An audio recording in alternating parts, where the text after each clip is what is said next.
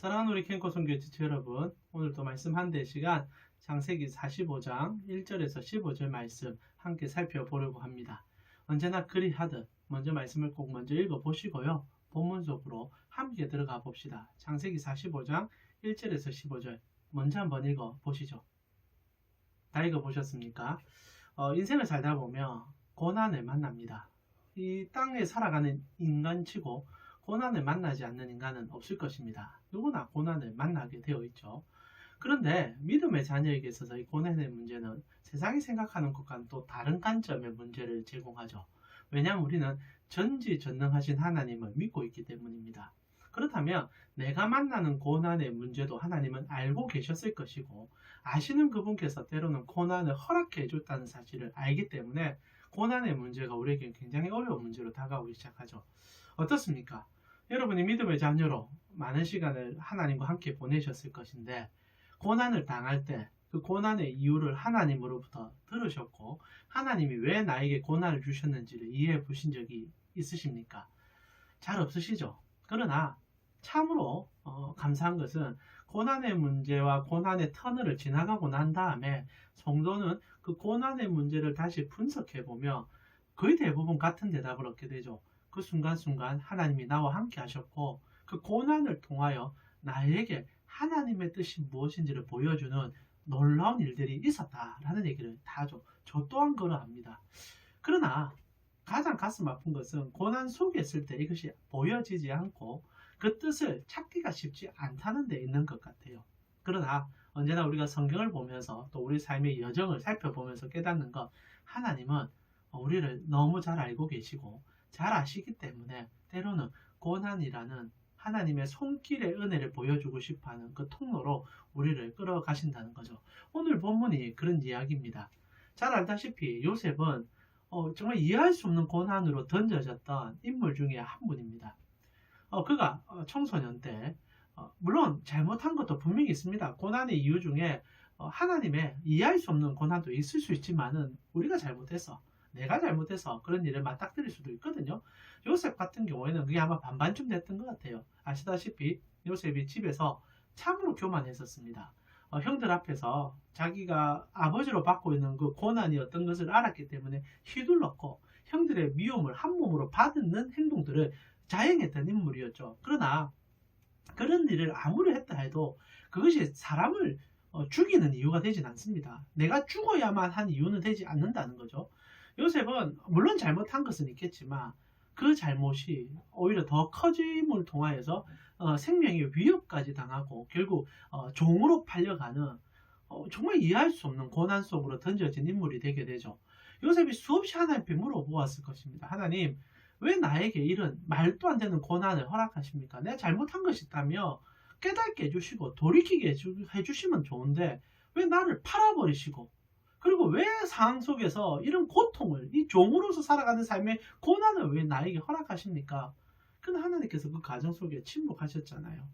그리고 하나님께서 침묵하셨지만 언제나 그를 돕고 있다는 것을 가르쳐 주셨습니다. 그래서 요셉도 알게 된 것이 있죠. 하나님께서 나를 형통케 해주는 일이 있으실 거다. 나에게 분명히 원하는 것이 있는 것 같다. 그러나 그것을 온전히 깨닫지는 못하고 헛거리면서 그 삶을 살아가기 시작했습니다. 그러나 놀랍게도 그는 그 헛거리는 삶 속에서 하나님의 성품을 닮아가기 시작했고 하나님의 뜻이 무엇인지를 조금씩 깨닫기 시작했다는 거죠. 그리고 때가 찼을 때 요셉이 처음 꿨던 그 꿈이 현실로 다가오는 일을 경험하게 되지 않습니까? 7년 동안 이 이집트에 흉년이 들고 7년 동안 풍년이 드는 일, 물론 이제 풍년이 먼저고 그다음 흉년이 이유죠. 그런 과정 속에서 요셉은 하나님의 전적 섭리 안에서 이제 파라오 앞에 서서 그 일을 해석하고 총리가 되는 놀라운 일을 경험하게 되었습니다. 모든 것이 뒤집어진 거죠. 하나님께서 계획하시고 하나님의 계획 속에 던져졌던 요셉이 말할 수 없는 고난의 삶을 살았지만 하나님의 뜻이 찼을 때 또는 당신이 상상할 수 없는 일들로 총리가 되어 이 세상 속에서 하나님의 뜻을 다시 한번 나타낼 수 있는 인물이 되었다라는 겁니다. 그건 안타깝게도 요셉이 총리가 되고 그리고 모든 것을 보상받는 것 같았지만 그 마음속에는 여전히 응어리가 남아 있었죠. 형들에 대한 그 배신감 그리고 이해할 수 없었던 그 고난의 통로들 하나님이 다 이해해 주는 것, 다 이해시켜 준 것 같지만 그 받았던 상처가 어떻게 쉽게 사라지겠습니까? 근데 정말 무서울 정도로 하나님은 알고 계셨고, 그리고 드디어 어느 때에 그 형제들을 요셉 앞에 세워버린다는 거죠. 그리고 요셉이 형들을 만나게 되며, 그리고 지금 우리가 보고 있는 그 과정들을 경험하게 됩니다. 처음에 요셉은 분노가 치밀어 올랐을 거예요. 아무리 하나님의 뜻인 것을 깨달았지만 당사자들, 자신을 죽이려고 했던 당사자들을 눈앞에 뒀을 때 그는 아마 정말 우리 인간으로서 상상할 수 있는 그 모든 이 부정적인 감정이 그 안에 다 나타났을 것입니다. 결국 어떻게 됩니까? 그 형들을 온전히 믿지 못하고 시험을 하게 되죠. 그러나 그 시험 속에도 하나님의 계획은 분명히 있었죠. 기억하셔야 합니다. 하나님은 전지전능하십니다. 다 아세요. 근데 더 놀라운 것을 우리가 오늘 얘기해 보자는 거죠. 아시는 그분께서 그 상황을 만들어 가시기 시작하죠. 결국 형들 속에 이 넷째 형인 이 유다가 요셉의 그 마음의 아픔을 치료하는 자로 서게 됩니다. 요셉은 유다는 그것을 몰랐죠. 그러나 이 동생 베냐민을 볼모로 잡겠다라는, 그리고 그것을 계속 고집하는 요셉 앞에 내가 대신 죽겠다, 내가 대신 희생하겠다, 예전에 단 한 번도 자기 집안에서 일어날 수 없는 너무나 이기적이고 돈밖에 모르는 그 집안 속에 처음으로 사랑이 있었고, 그리고 처음으로 남을 위해 희생하는 것이 무엇인지를 아는 그 삶이 녹아있음을 이 요셉이 이제 보게 된 거죠. 그리고 그 모든 은혜는 하나님께서 그 가정을 베풀어 주신 은혜였다는 사실을 깨닫게 됩니다. 그리고 오늘 본문이 시작되죠. 이제 하나님을 요셉이 진짜 만난 거예요. 그 전에 하나님께서 풀어주셨고 총리가 되게 해주시며 그 고난의 문제 속에서 하나님의 뜻하심을 발견했지만 여전히 요셉은 상처가 많았습니다. 그것을 억지로 덮고 있었던 거죠. 그러나 하나님께서는요, 그것마저도 치료하고 싶어 하셨던 거죠.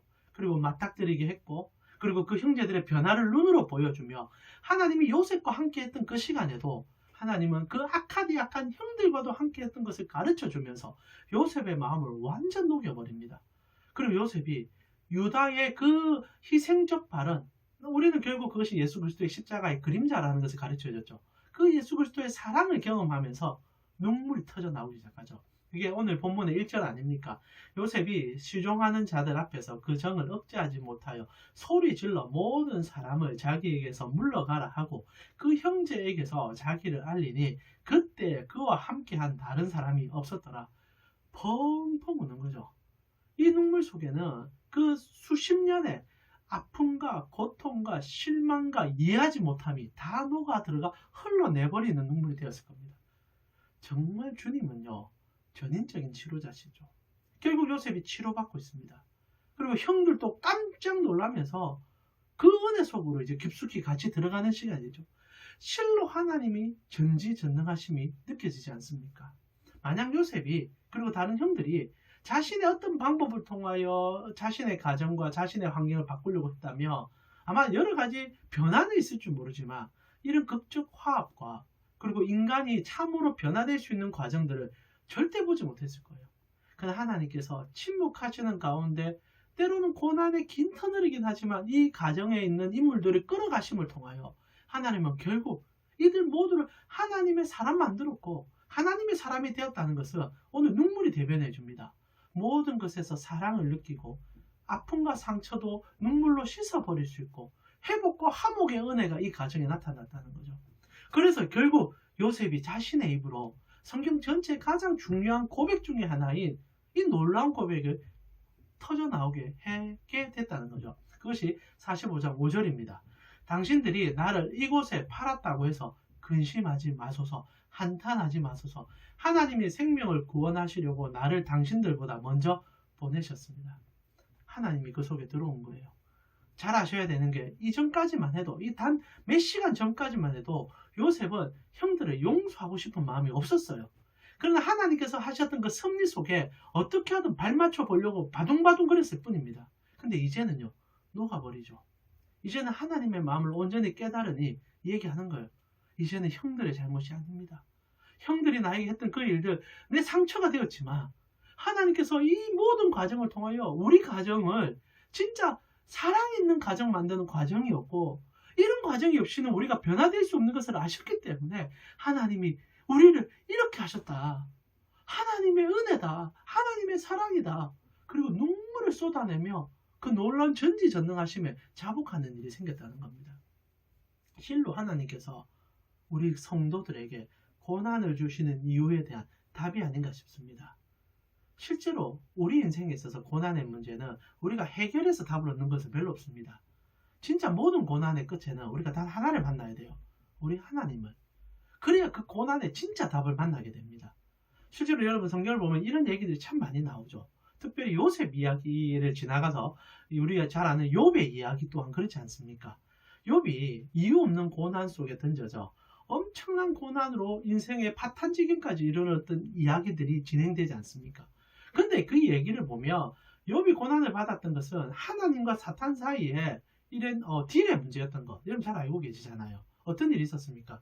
어느 날 사탄이 찾아와서 하나님을 이제 하나님께 도발을 하는 거죠. 물론 스토리고 이것은 이제 희극화된 시의 얘기입니다. 실제로 그런 일이 있었냐라고 질문할 수밖에 없는 본문이지만 본문의 기록상은 그렇습니다. 사탄이 하나님을 찾아와서 딜을 하죠. 자신이 이제 온 세상을 달아보니까 이유 없이 하나님을 사랑하는 자들은 없다 이거죠. 그러면서 특별히 이제 욥에 대한 얘기들이 나오는 거죠. 욥이 하나님을 전심으로 사랑하고 그가 그렇게 착하게 사는 것, 그 딱 다른 목적이 있는 거다. 하나님이 사랑을 보여줬고 하나님이 그에게 물질에 불을 주니까 그가 그렇게 하나님 사랑하는 거 아니냐. 만약 그거 없어져 봐라. 사람은 모두 다 악해서 하나님을 모른다 할 거다. 어찌 보면 우리의 가장 정확한 판단일 수도 있습니다. 사탄이 우리가 어떤 자인지 잘 아는 거죠. 그런데 하나님은 그렇게 말하고 싶지 않은 거죠. 그래도 인류 속에 하나님을 위한 마음이 있을 것이다. 그리고 결국 그 모습은 우리 구주 예수 그리스도를 통하여 이루어지게 됩니다. 그러나 이 욥이라는 인물이 이제 사탄에 의하여 그리고 하나님 사이에서 이런 일을 당하게 되면서 욥은 이해할 수 없는 고난 속으로 던져나죠. 천상에 있었던 일을 지상에 있는 우리가 어떻게 알겠습니까? 결국 욥은 엄청 고난 속에서 세 명의 친구가 찾아와 그 고난을 흠집내기 시작하는 얘기들을 듣기 시작하죠. 이 세 명의 신학자들이 등장을 하는데요. 그 세 명의 신학자 전체가 다시 같은 주제입니다. 네가 죄가 있기 때문에 고난을 당한다. 근데 그것을 여러 가지 형식으로 바꿔서 얘기를 할 뿐이에요. 그러면서 욥의 속을 있는 대로 끌어나는 거죠. 그러나 욥은 그렇지 않았던 거죠. 하나님 앞에 순전하게 살았고 오히려 이 지금 당하는 고난은 하나님의 전능하신 사랑 속에서 그 사랑의 상대방이 온전히 부어지는 사랑과 받을 수 있는 사랑이 있음을 가르쳐주기 위한 그 상황이었는데 아무도 알지 못하니까 서로 찢고 뽑고 싸우죠. 근데 언제 이게 해결됩니까? 서로의 말 사이에서는 절대 해결이 안 됐어요. 근데 욥이 하나님을 만났을 때 완전히 해결됩니다. 욥기 42장에 보면 하나님께서 온 세상을 만드셨던 얘기들과 피조물의 형상들을 막 얘기하시는데 욥이 그걸 막 들어요. 그리고 그 모든 하나님의 전지전능하심에 대해서 듣고 난 다음에 욥이 치료를 받습니다. 매우 독특해요. 그러니까 네가 왜 고난받아야 되는지 네가 인류 전체의 대표자로서 이런 얘기를 안 하십니다. 하나님이 누구신지를 가르쳐주기 시작해요. 근데 욥이요 어떤 얘기를 한 줄 압니까? 42장 5절과 6절에 내가 주께 대하여 귀로 듣기만 하였사오나 이제는 눈으로 주를 배웠나이다. 그러므로 내가 스스로 거두어 드리고 티끌과 제 가운데서 회개합니다. 내가 잘못했었습니다. 하나님의 뜻이 있으셨군요. 하나님의 계획이 있으셨군요.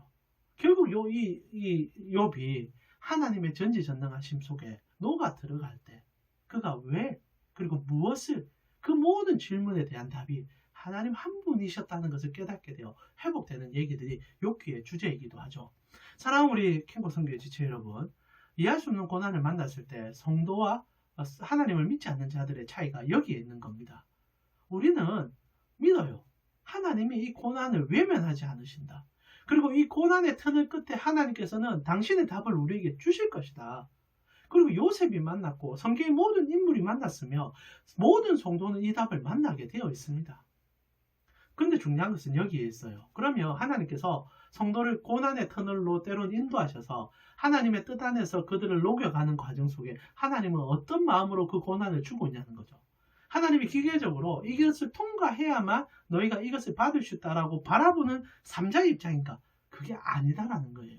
욥에게도 동일하셨고 요셉에게도 동일하셨는데 이 하나님의 마음이 언제 나타나는가? 그분이 인간의 형상, 인간의 옷을 입고 이 땅에 오셨을 때 그 기다림 속에 주님은 어떤 마음인지를 예수님을 통하여 가르쳐 주셨어요. 이것만 살펴보고는 말씀 마무리할 건데요.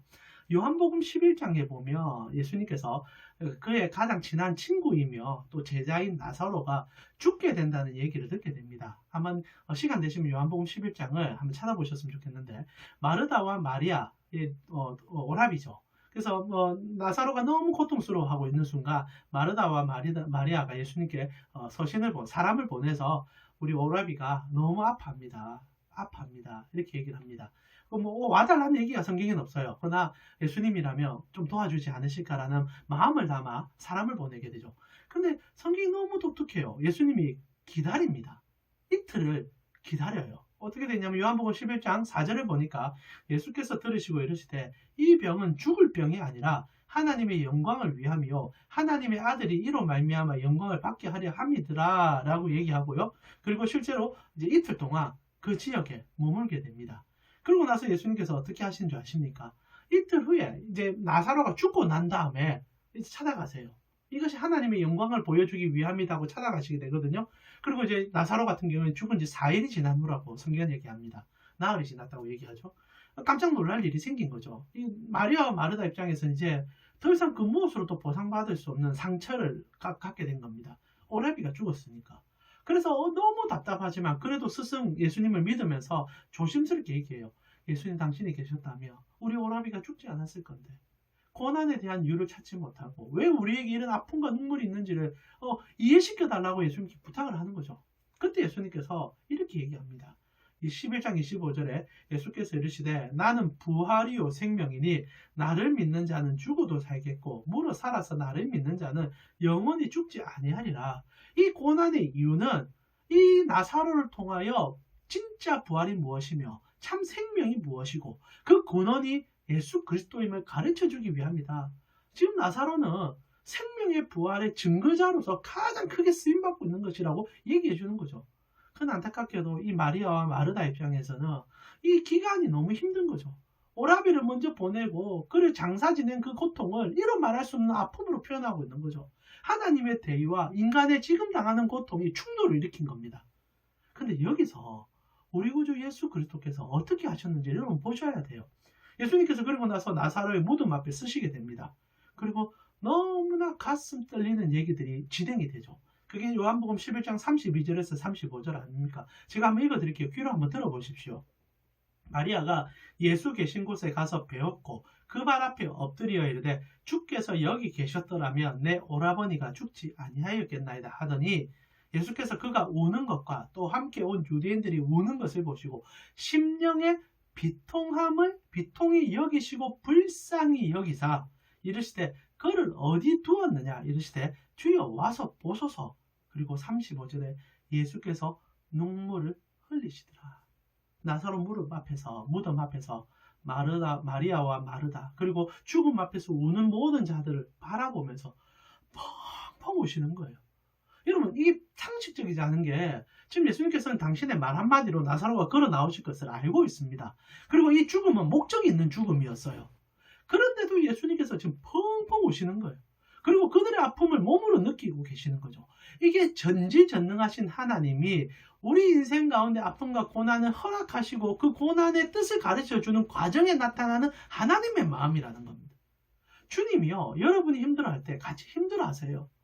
같이 아파하세요. 그러면서 손 꼭 붙잡고 견디라 말하는 거예요. 여러분 아파하는 것보다 예수님이 더 아파하세요.